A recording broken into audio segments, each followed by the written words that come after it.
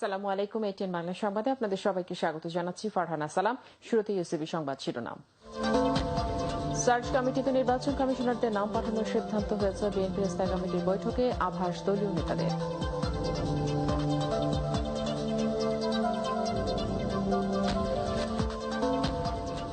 নির্বাচন কমিশন গঠন নিয়ে আওয়ামী লীগের কার্যনির্বাহী কমিটি এবং উপদেষ্টা পরিষদের যৌথ সভা আহ্বান। বিশিষ্ট ব্যক্তিদের সঙ্গে সার্চ কমিটির মতবিনিময় আজ। বিনিয়োগ পরিস্থিতির উন্নতি হয়েছে, সংসদে জানালেন অর্থমন্ত্রী। প্রবাসী আয় কমায় উদ্বেগ প্রকাশ।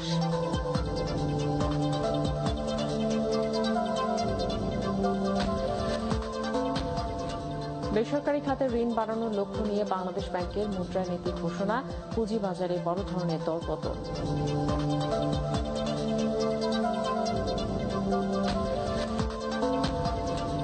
এবং সাংবাদিকদের ওপর পুলিশি নির্যাতনের ঘটনায় আবারও দুঃখ প্রকাশ স্বরাষ্ট্রমন্ত্রীর। বললেন, অপরাধীদের শাস্তি পেতেই হবে।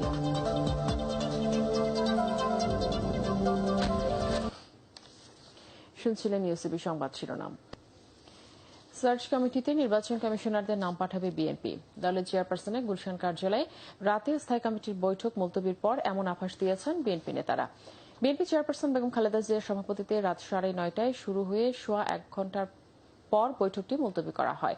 পরে দলের মহাসচিব মির্জা ফখরুল ইসলাম আলমগীর সাংবাদিকদের জানান, সোমবার রাতে গুলশান কার্যালয়ে আবারও স্থায়ী কমিটির মুলতবি সভা অনুষ্ঠিত হবে। ওই বৈঠকে সার্চ কমিটিতে 5 নির্বাচন কমিশনারের নাম পাঠানোর ব্যাপারে চূড়ান্ত সিদ্ধান্ত হবে।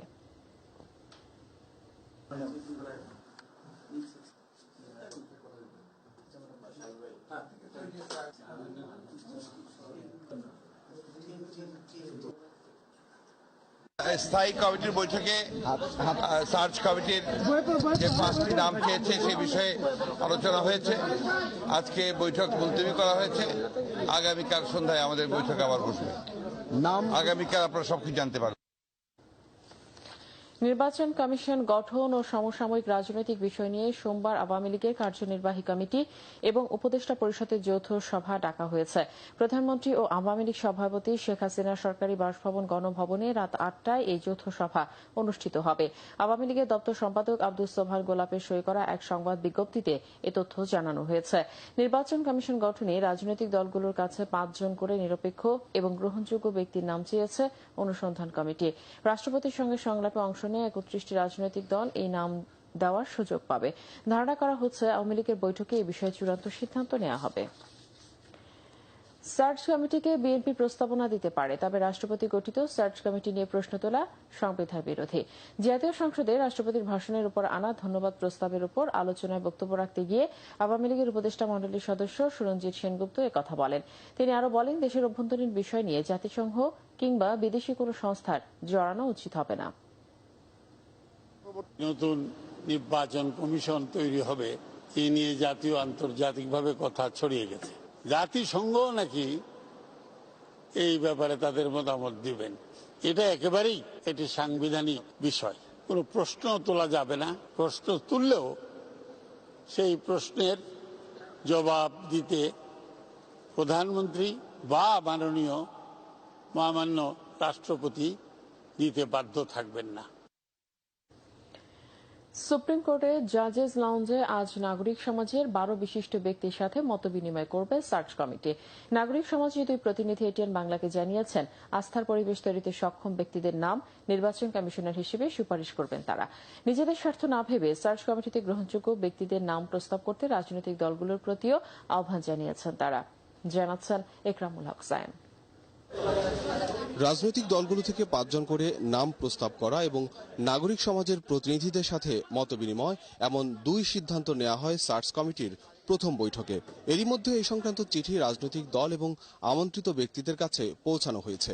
সোমবার বিকেলে সুপ্রিম কোর্টের জাজেস লাউঞ্জে নাগরিক সমাজের 12 ব্যক্তির সাথে মতবিনিময় করবে সার্চ কমিটি। নাগরিক সমাজের লোকজন কি চিন্তা করছে তাদের সঙ্গে মত বিনিময় করার এটা একটা সাহসী সুন্দর উদ্যোগ। আমাদের মতামত তারা কোন এর প্রতি এগুলো আমলে নেবে কিনা, আমাদের অতীতের অভিজ্ঞতা কিন্তু ইতিবাচক নয়। রাজনৈতিক দলগুলো থেকে নাম নেয়ার বিষয়ে কিছুটা জটিলতার সৃষ্টি হতে পারে বলে মনে করেন অধ্যাপক এ কে আজাদ চৌধুরী। আর ডক্টর বদিউল আলম মজুমদারের মতে দলের বাইরেও নাম চাইতে পারত সার্চ কমিটি। অন্য নাগরিক কাছ থেকেও নাম চাওয়া উচিত, যারাই দিতে চায়। তারপরে এরপরে তারা কতগুলো মানদণ্ড তৈরি করে তার ভিত্তিতে তারা অবজেক্টিভলি বস্তুনিষ্ঠভাবে যেন তারা একটা শর্ট লিস্ট তৈরি করে এবং এই শর্ট লিস্টের নামগুলো প্রকাশ করে, এরপরে তাদের নিয়ে একটা পাবলিক হিয়ারিং করে। 5টা করে দেয় তাহলে তো অনেক নাম আসবে, বইতে অধিকাংশ নামই তো ইনক্লুডেড হবে না। তখন এই প্রশ্নটা দেখা দিতে পারে, কেউ কেউ বলতে পারে যে আমার দলের তো বা আমার প্রপোজ কোনো পার্সন তো এখানে ছিল না। এটা ওভারকাম করার একটাই ওয়ে আছে, প্রশস্ত মানসিকতা নিয়ে যদি আমরা নামগুলো প্রপোজ করি। তবে দুজনেরই আশা নির্বাচন কমিশনার হিসেবে নাম বাছাইয়ে গ্রহণযোগ্য প্রক্রিয়া মেনে নিজেদের প্রশ্নের ঊর্ধ্বে রাখবেন সার্চ কমিটির সদস্যরা। যাদের কাছ থেকে নাম নেওয়া হচ্ছে যে তাদের মেজরিটি যে নামগুলো দিল সেই নামগুলো কিন্তু আসা উচিত। যিনি আস্থার সংকটটা দূরীভূত করতে অনেকটাই সক্ষম হবেন, ক্রিটিক্যাল মোমেন্টে তাদের কাজটা অ্যাসার্ট করে করতে পারেন, সেরকম ব্যক্তি যেন নিতে পারেন। গত বুধবার আপিল বিভাগের বিচারপতি সৈয়দ মাহমুদ হোসেনকে প্রধান করে সার্চ কমিটি গঠন করেন রাষ্ট্রপতি। 10 কর্মদিবস অর্থাৎ 8 ফেব্রুয়ারির মধ্যে সিইসি সহ নির্বাচন কমিশনারদের নাম সুপারিশ করে বঙ্গভবনে পাঠাতে হবে এই কমিটিকে।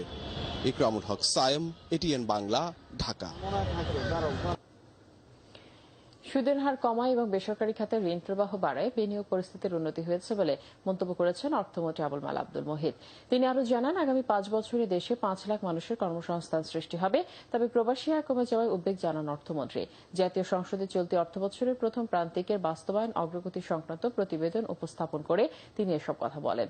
মাহবুবুল আলমের রিপোর্ট। বড় ব্যয় মানে বড় মাপের আয়, এই ধারণাকে পুঁজি করে চলতি অর্থ বছরে প্রায় 3.5 লাখ কোটি টাকার বাজেট ঘোষণা করে সরকার। কর্মসংস্থান ও বিনিয়োগ বাড়িয়ে কাঙ্ক্ষিত প্রবৃদ্ধি অর্জনের এই যাত্রার প্রথম 3 মাসের বাস্তবায়ন অগ্রগতি ও আয় ব্যয়ের হিসাব সংসদ অধিবেশনে তুলে ধরেন অর্থমন্ত্রী। যাতে বেসরকারি খাতে ঋণ প্রবাহ, রাজস্ব আদায় সহ সার্বিক পরিস্থিতি নিয়ে সন্তোষ প্রকাশ করেন তিনি।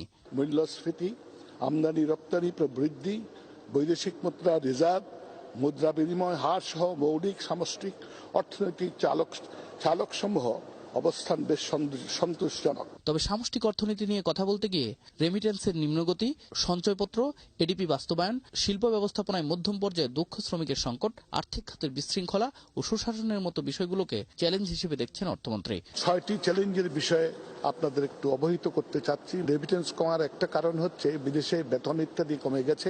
সঞ্চয়পত্রের সুদের হার এখন একটু বেশি, আমরা অতি সত্বরই এটাকে সমন্বয় করার চেষ্টা করব। তৃতীয় চ্যালেঞ্জ হচ্ছে বার্ষিক উন্নয়ন কর্মসূচির পরিপূর্ণ বাস্তবায়ন। আরেকটি চ্যালেঞ্জ হচ্ছে আর্থিক খাতের শৃঙ্খলা ও ভারসাম্য বজায় রাখা। বর্তমানে জিডিপির 23% অবদান ব্যক্তি খাতের। অর্থমন্ত্রী জানালেন, 2021 সালে সপ্তম পঞ্চবার্ষিকী পরিকল্পনা বাস্তবায়ন শেষে এই হার 27% উন্নীত হবে। মাহবুবুল আলম, এটিএন বাংলা, ঢাকা। বেসরকারি খাতের ঋণ আগামী 6 মাসে 16.5 বাড়াতে চায় কেন্দ্রীয় ব্যাংক, আর মূল্যস্ফীতি ধরে রাখতে চায় 5.8 ভাগে। চলতি অর্থবছরে দ্বিতীয় ভাগের জন্য ঘোষণা করা মুদ্রানীতিতে এমন আভাস দিয়ে বাংলাদেশ ব্যাংক বলছে, রপ্তানি আর অভ্যন্তরীণ বিনিয়োগের উপর ভর করে বাজেটের লক্ষ্যমাত্রা অনুযায়ী মোট দেশীয় উৎপাদন বা জিডিপি বাড়বে 7.2 ভাগ। আরও জানাচ্ছেন মোর্শেদ আলম। বেসরকারি খাতে ঋণ বাড়ানোর যে লক্ষ্য বিভিন্ন মুদ্রানীতিতে নেওয়া হয়, বেশিরভাগ সময়ই তা অর্জন হয় না।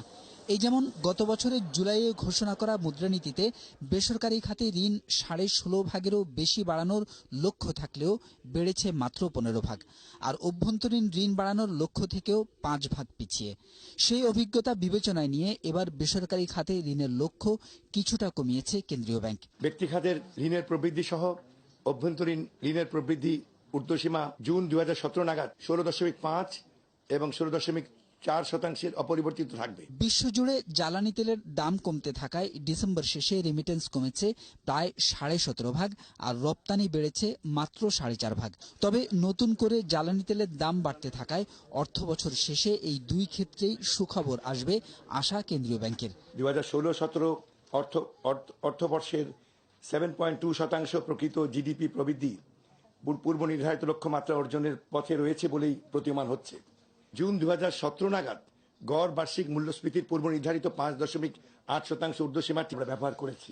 2010 সালের ভয়াবহ ধস কাটিয়ে আবারও চাঙ্গা হতে শুরু করেছে শেয়ার বাজার। যে কোনো দুর্যোগ সামাল দিতে তাই বাণিজ্যিক ব্যাংকগুলোর শেয়ার বাজারে বিনিয়োগে নজরদারি জোরদার করা হয়েছে জানিয়ে বাংলাদেশ ব্যাংক বলছে, এক্ষেত্রে কার্যকর নজরদারি দরকার পুঁজিবাজার নিয়ন্ত্রক সংস্থা বিএসইসিরও। না হলে অতীতের মতো এবারও প্রলুব্ধ ক্ষুদ্র বিনিয়োগকারীদের গুরুতর ক্ষতিগ্রস্ত হওয়ার আশঙ্কা থাকবে। গভর্নর আরও জানান, $8 কোটি 10 লাখ চুরি হওয়া রিজার্ভের মাত্র $1.5 কোটি ফিরে পেলেও বাকি পুরোটাই ফিলিপাইন আদালতের লম্বা প্রক্রিয়ায় আটকে গেছে। মোর্শেদ আলম, এটিএন বাংলা, ঢাকা। মুদ্রানীতি ঘোষণার দিন বড় ধরনের দরপতনের মধ্যে দিয়ে শেষ হয়েছে পুঁজিবাজারের লেনদেন। এদিন ঢাকা স্টক এক্সচেঞ্জের প্রধান সূচক ডিএসইএক্স কমেছে 118 পয়েন্ট, যা সাম্প্রতিক সময়ের বড় পতন। রোববার লেনদেন কমার পাশাপাশি কমেছে বেশিরভাগ শেয়ারের দাম। আর চট্টগ্রাম স্টক এক্সচেঞ্জ সিএসই এর সার্বিক সূচক সিএএসপিআই কমেছে 419 পয়েন্ট। এ বাজারেও বেশিরভাগ কোম্পানির শেয়ারের দাম ও লেনদেন কমেছে।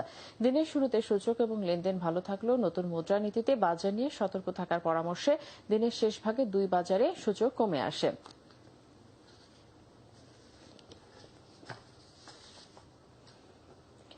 সাংবাদিকদের উপর পুলিশি নির্যাতনের ঘটনার জন্য আবারও দুঃখ প্রকাশ করলেন স্বরাষ্ট্রমন্ত্রী আসাদুজ্জামান খান কামাল। তিনি বলেছেন, অপরাধী সে যেই হোক, প্রমাণিত হলে তাকে শাস্তি পেতেই হবে। বিকেলে পুরনো ঢাকা ঐতিহ্যবাহী শিক্ষা প্রতিষ্ঠান কেএল জুবিলি স্কুলের 150 বছর পূর্তি উপলক্ষে আয়োজিত অনুষ্ঠানে বক্তব্য রাখতে গিয়ে তিনি একথা বলেন।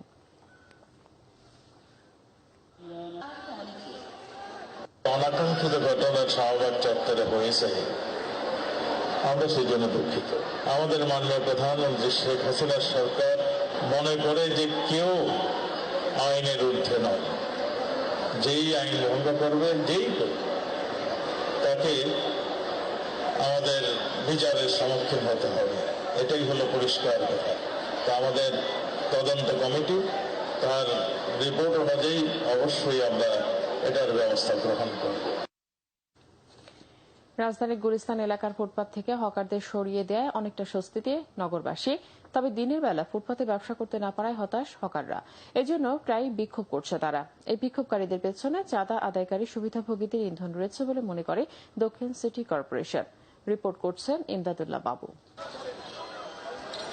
সিটি কর্পোরেশনের জোরালো তৎপরতায় এখন হকার মুক্ত গুলিস্তান ও আশপাশের এলাকার ফুটপাত। অবৈধ দোকান সরিয়ে নতুন করে সেখানে করা হচ্ছে সংস্কার কাজ। আগের মতো ফুটপাথে আর ভিড় নেই কোনো মানুষের জটলাও। তাই নাগরিক জীবনের কাজকর্ম সারতে বেশ স্বাচ্ছন্দ্যেই ছুটতে পারছে মানুষ। হাঁটা চলা করতে খুবই অসুবিধা হতো, এখন ইজিলি হাঁটা চলা করা যায়। আমরা চাই আরো পরিষ্কার হোক, আরো যেগুলো সমস্যা সমাধান হোক। কিন্তু বেলা বাড়ার সাথে সাথে এই চিত্র পাল্টাতে শুরু করছে। হঠাৎ করে আবারও মালামাল নিয়ে অস্থায়ী দোকান স্থাপনের চেষ্টা করছেন হকাররা। যদিও পুলিশ আর সিটি কর্পোরেশনের হানায় এই চেষ্টায় সফলতা খুবই কম। তবে আস্তে আস্তে আইতেছে লাগাইতেছে আর কি, আবার বসা হয় নাই।